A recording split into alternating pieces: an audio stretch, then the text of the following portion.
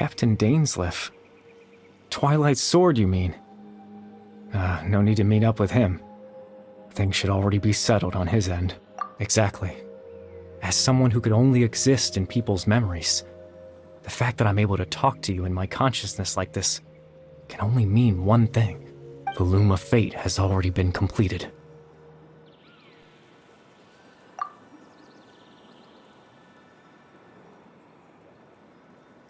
No need to worry about Captain Dainsleif. He's absolutely fine. The only reason he lost the eye was because I happened to guess exactly what he was planning. Captain Dainsleif has had the eye inside his body this whole time, hasn't he? His plan was to lure the Abyss Order to a false location, capitalizing on their pursuit of the eye in order to have the chance to confront the prince. He would then hand the eye to you and tell you to take it away from that location. That way, Captain Dainsleif could accomplish his own goal and ensure the safety of the eye all at once. A very thorough plan. That's right, because in his mind, he had given it to you already.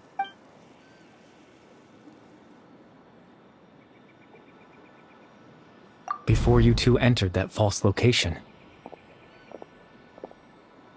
Traveler, wait.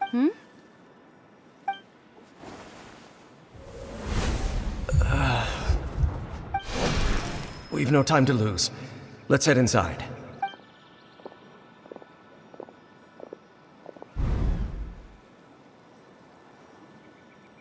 That was when I implanted the memory of him handing you the eye. Given the tense situation at that time, Captain Dainsleif failed to notice anything out of the ordinary, and took that memory to be real.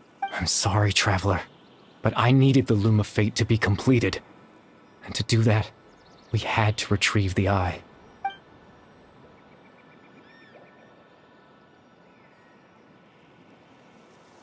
I promise I'm not trying to conceal anything from you, but I truly have no idea what the prince is planning. You remember my father, don't you? Clotar Alberic. I believe you saw him in your sibling's memory, after he used the power of the Abyss to restore consciousness to my hilichurl form. I suffered from an indescribable level of mental anguish. To comfort me, my father told me a story, that this was a fairy tale world where I had to take on the form of a little monster. That story managed to dispel my fears, even if just for a moment. My goal was simple: to use the Loom of Fate in its near-completed form, when its ability to create memories was at its strongest, to implant a specific memory into the minds of the hilichurls. In that memory, I would tell them a story, just like my father did for me.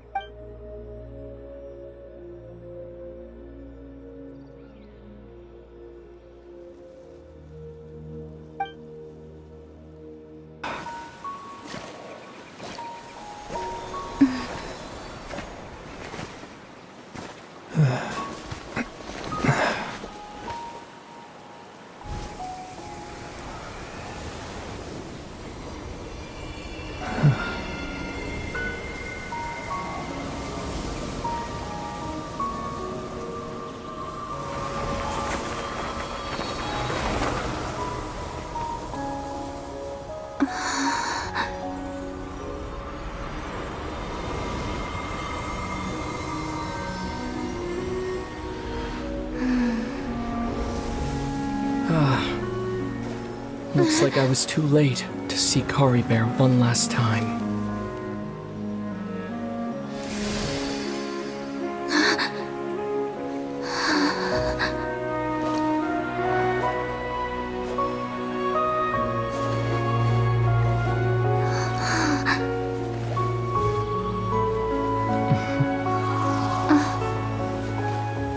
Kari Bear's consciousness is gone, and this space will soon disappear along with it. Neither of us belongs here. That's why we're not tangible. Were that not the case, I'd love to hug you too. Well, how about a conversation?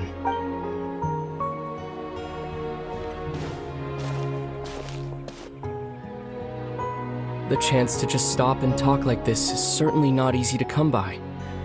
Wouldn't you agree? That battle earlier was tough. The one against Dane, I mean.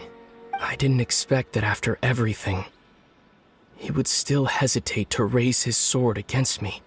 Were it not for that, perhaps I'd still be no match for the Twilight Sword.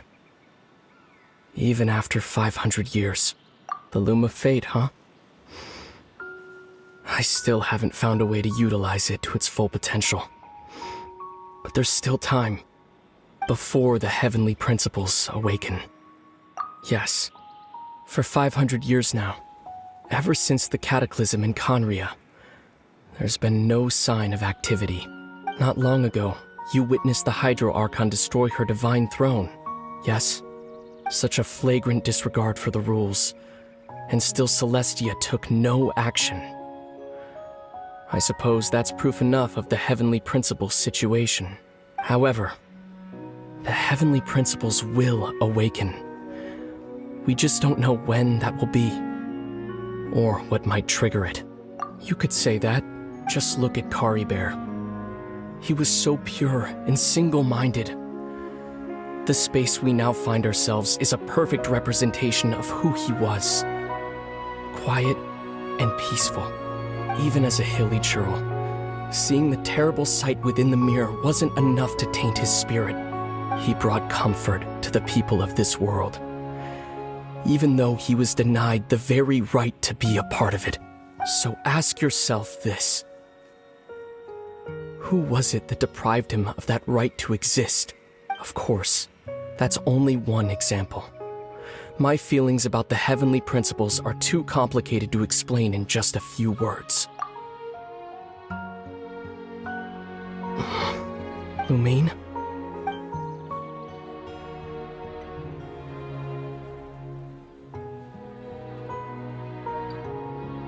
You're the only one in this world who calls me that. There's so much I wanted to ask you. But for some reason, I'm not interested in asking those questions right now. There's just one thing I have to ask. One thing I could never understand. Why? Why can't we continue our journey together?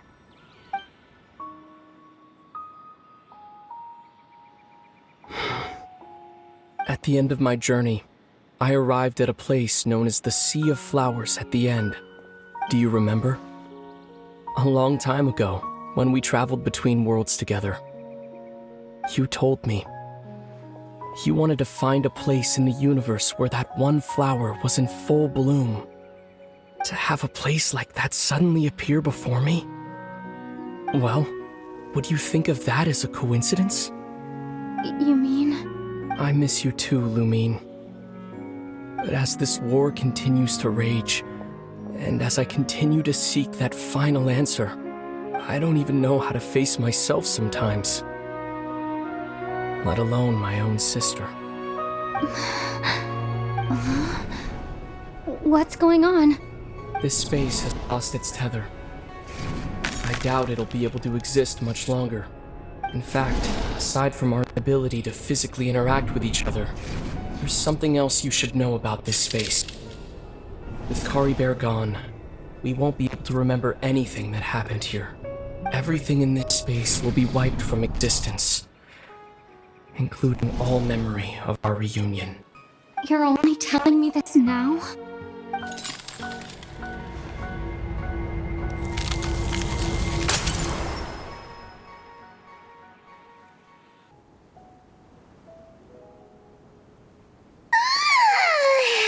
Still so sleepy.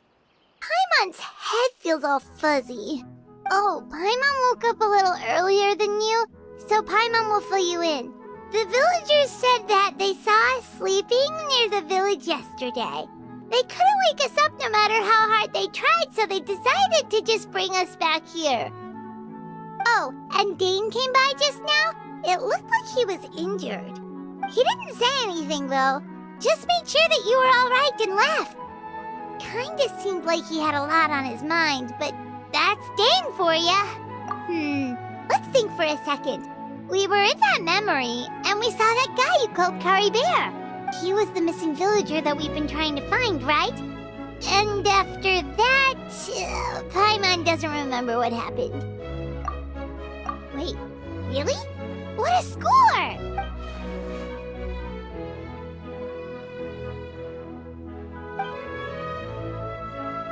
Well, what happened after that?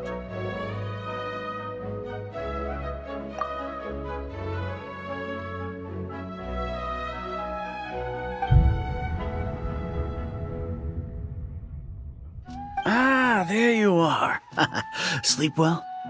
Bayram, you sure seem happy. Did something good happen? Something good? Huh. Wasn't anything good or bad, I'd say. It's just that, well, the village organized another search party yesterday. It didn't feel right to leave all the searching to the adventurers. So there we were, searching away, when suddenly this one guy said it all came back to him. According to him, one day around dusk he was passing by this one tree outside the village, and he saw our missing villager. There he was, sleeping under that tree all by himself. His parents came a little later to wake him up, and they all left together. They looked like quite a happy family, apparently.